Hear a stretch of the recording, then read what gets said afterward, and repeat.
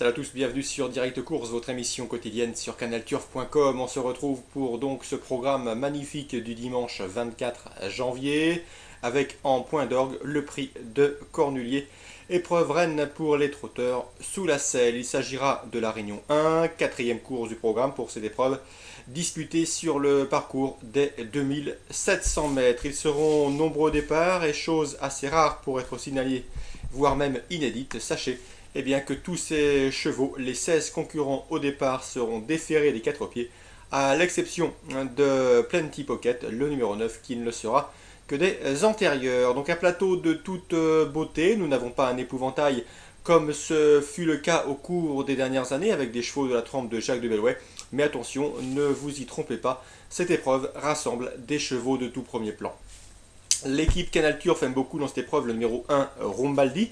Rombaldi, c'est un trotteur âgé de 5 ans. C'est difficile pour un 5 ans d'affronter ses aînés de surcroît au plus haut niveau. Mais Rombaldi est un cheval qui sort de l'ordinaire. Il a été amené au mieux de sa forme par le clan Jean-Luc Dersoir, et Mathieu Abrivard sera son partenaire, comme de coutume.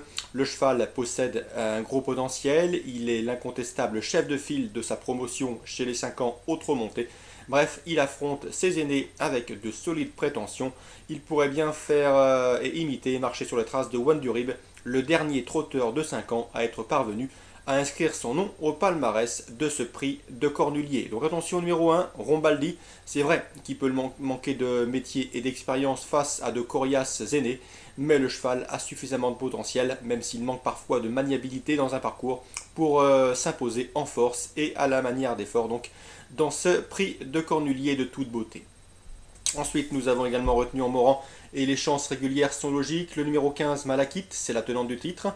L'an dernier, elle s'est imposée en 13 effractions avec l'aide de sa fidèle partenaire Céline Leclerc. Elle profitait certes de la disqualification de Prince GD, disqualifié pour allure irrégulière ce jour-là.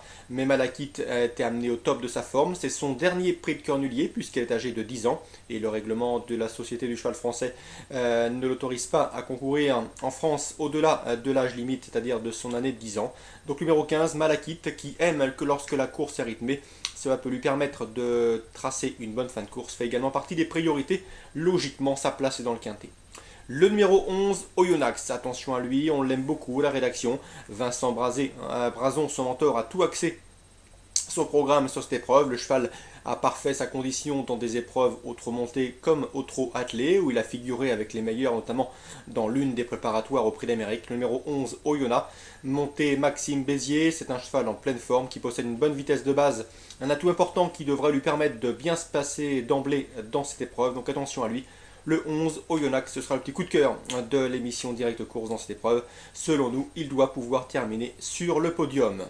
Ensuite, le 14, Paola Delou, autre jument de qualité au départ de cette confrontation. Paola Delou, elle n'a plus à faire ses preuves en pareille société. Elle sera pilotée par Nathalie Henry, car Mathieu Abrivard, qui avait l'habitude de la monter pour le compte de son oncle Laurent Claude Abrivard, a préféré être le pilote du très doué 5 ans Rombaldi. Donc Paola Delou peut être barrée pour la victoire, mais attention, il ne faudra pas être surpris de la voir conclure parmi les 4 premiers de ce groupe 1.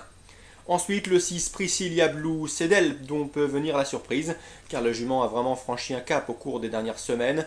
Elle a épinglé plusieurs succès convaincants, elle est en pleine forme, elle se plaît sous la selle, elle possède un bon dernier kilomètre et dans ces conditions, pas mal d'atouts qui devraient jouer en sa faveur dans cette course rythmée. Le 6, Priscilla Blue, monté Eric Raffin, c'est également un choix logique. Le numéro 9, Plenty Pocket, elle s'est mise en évidence dans l'une des préparatoires à ce prix de Cornulier. C'est la montre de Pierre Iverva pour l'entraînement de Joël Vanencote. Joël Vanencote qui est toujours redoutable avec le jument, souvenez-vous, de Lazio Dubourg, de Grace Ducal, autant de juments qui l'ont fait briller son entraînement au plus haut niveau. Plenty Pocket est parfois délicate dans ses allures un peu caractérielles, mais dans un bon jour, elle a largement les moyens d'accompagner les principaux favoris et les principaux protagonistes de cette épreuve. Voilà pour a priori les bonnes bases de cette compétition. Concernant le 3, Qui Castelet, elle semble barrée pour la victoire au dire de son mentor Jean-Luc Claude Dersoir, numéro 3. C'est une 6 ans qui affronte ses aînés, ce n'est jamais facile. Mais attention, en cas de défaillance des favoris, elle peut venir chercher une 4e, 5e place à belle cote. Même topo pour le 13, Première Steed, qui manque de référence sous la selle, mais Fabrice Soulois s'est attaché les services de Franck Nivard pour l'occasion. À l'instar Dopaline Datou, le numéro 5, également présenté par Fabrice Soulois. Elle débute sous la selle et sera pilotée par Philippe Machel. Un Philippe Machel qui avait également débuté l'an dernier, autre montée, une certaine Oasis GD qui de mémoire s'était classée 6e ou 7e.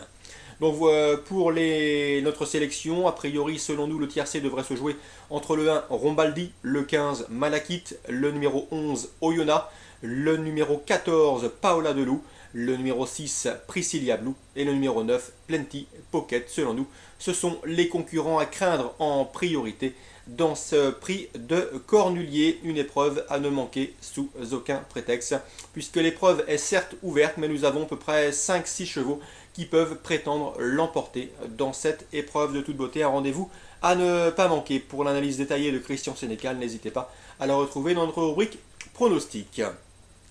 Concernant les entraîneurs qui ne nous ont pas paru les plus confiants, eh bien sachez que Franck Leblanc n'est pas vraiment optimiste avec Norma de la Fred, d'après lui ça sera dur, même topo pour Nymphe du Dollar, le numéro 4 pour l'entraînement de Sylvain Roger, et également pour New Zealand. Selon leur entourage respectif, ce sont plutôt des outsiders et leur présence à l'arrivée constituerait une surprise.